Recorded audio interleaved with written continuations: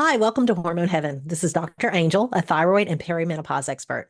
This podcast is for women who are struggling with thyroid or perimenopause and are looking for natural solutions. It's a micropod because I like to give quick, bite-sized information that you can implement immediately in your daily life. Please keep in mind, I'm a doctor, but I'm not your doctor, so please check with your healthcare provider before beginning or ending any supplement or medications. Make sure you subscribe to this podcast to get downloads as soon as they come out. Let's get started. In today's episode, we are talking about the second step in the hormone hierarchy, or hormone heaven, as I like to call it, and that is insulin. When most of us think of insulin, we think of diabetes, right? And you have probably had a fasting glucose checked or your A1C checked, and the doctor probably more than likely said you were fine. However, just because you don't have diabetes doesn't mean that insulin and blood sugar levels aren't harming you. Remember, insulin is the second hormone in the hormone hierarchy that needs to be balanced. So we aren't just concerned about insulin as it relates to diabetes, but thyroid and sex hormone interactions as well need to be addressed. And so insulin and thyroid hormones play crucial roles in regulating metabolism, and they influence each other in several ways. But before we discuss how insulin affects thyroid, let's discuss insulin resistance real quickly. Your body wants to maintain a constant supply of easily accessible energy in the form of blood glucose sugar. When we flood our system with high amounts of sugar or refined carbs, that triggers our pancreas to release insulin. Now, insulin tells all our cells to take in and store excess energy, effectively removing it from the bloodstream. So, insulin turns off glucose production in the liver and fat burning in cells. I'm going to repeat that. Insulin turns off fat burning. If we have too much insulin floating around, we are not burning fat. If your diet is high in sugar and refined carbs, your body is constantly pumping out insulin to keep that blood sugar in the optimal range. So over time, your cells can become desensitized to insulin, constantly knocking at the door and stop responding to insulin. That's when we get insulin resistance. That's what happened to me a long time ago. But we can get out of this. But first, how does insulin affect the thyroid? Let's talk about that for a second. So, insulin resistance is actually commonly associated with hypothyroidism.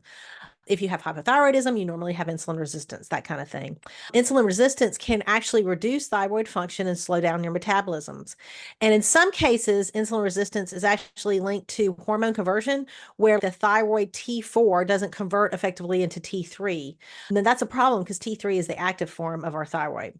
So when there's excess insulin in the blood, it can lead to weight gain. We talked about earlier, if there's no fat burning going on, and influence the regulation of thyroid hormones. Now, hypothyroidism can also affect insulin sensitivity. So it's this big circle we got going on. So hypothyroidism can cause decreased insulin sensitivity. I'm going to say that all over again.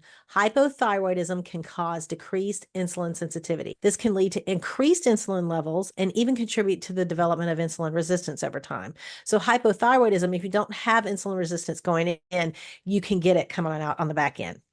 Now, how do thyroid hormones affect insulin sensitivity?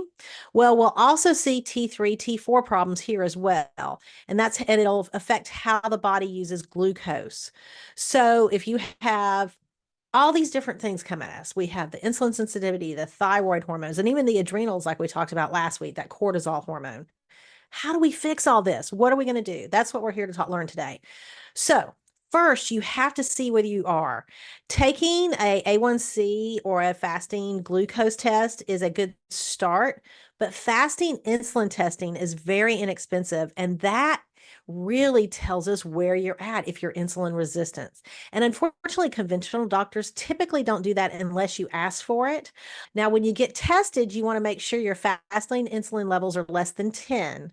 Over 10, you're insulin resistant, and we need to work on that. So, almost every insulin level I see is over 10, just so you know. Please note that your doctor is not going to flag insulin resistance if it's under 25.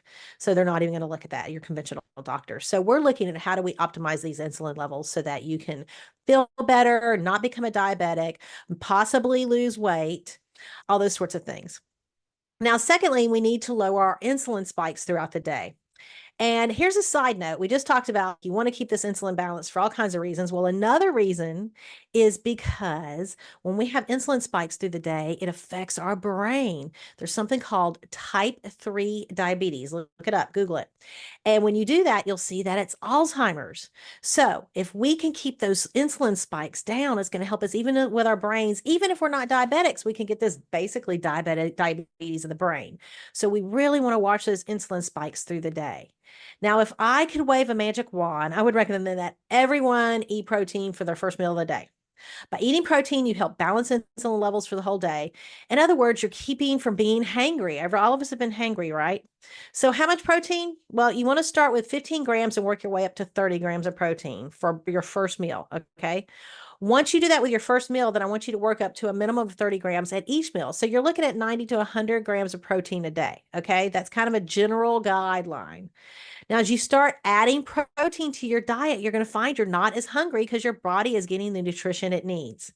Now, the first question my clients ask me is like, well, what do I eat? Well, one of the easiest things I do for that first meal is to eat leftovers from the night before. Usually my dinners are full of protein, most people's are, and by eating the leftovers the next day, you're starting off the day really well. Now, keep in mind, breakfast foods are a marketing ploy. You can eat whatever you want for breakfast. You do not have to eat oatmeal for breakfast. You can eat whatever you want. Some other options for breakfast can be good old eggs and bacon.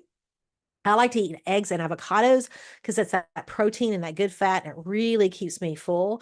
If I can't get any food in, I will do a protein shake. But just remember, you don't have to have breakfast foods, and you're looking to get that 15 to 30 grams of protein in whatever way you can get that in. Now, next, you want to watch for liquid sugars.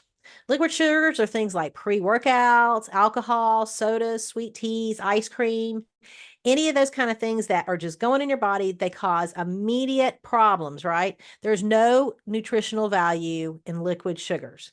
They're just for fun. And unfortunately, they cause immediate insulin spikes in the body. So if this is something we're working on, if you are not insulin resistant or you are insulin resistant, you really got to watch those liquid sugars. And then once you eliminate the liquid sugars, that's usually the hardest part for people. And this is where my clients seem to really notice a difference. I'll have people tell me they lose 20 pounds by just getting rid of liquid sugar. So this is a really big area.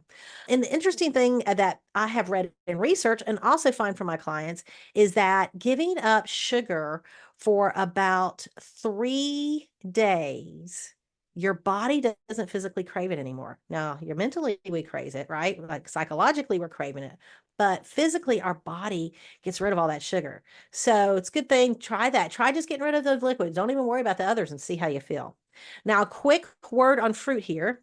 No one becomes a diabetic by eating fruit. However, if you are sugar sensitive, you may want to keep your fruit to 1 or 2 servings a day. Also, eating the fruit whole is the best way to go. If you put fruit in a blender, you're losing all the fiber and spiking up your sugar levels. So we're goal again, remember to keep those insulin levels balanced. Here's some other hacks that you can do to support your insulin levels. Think about the order you eat your food. So eat your fiber first, then your protein, then your fat, then your starches and sugars.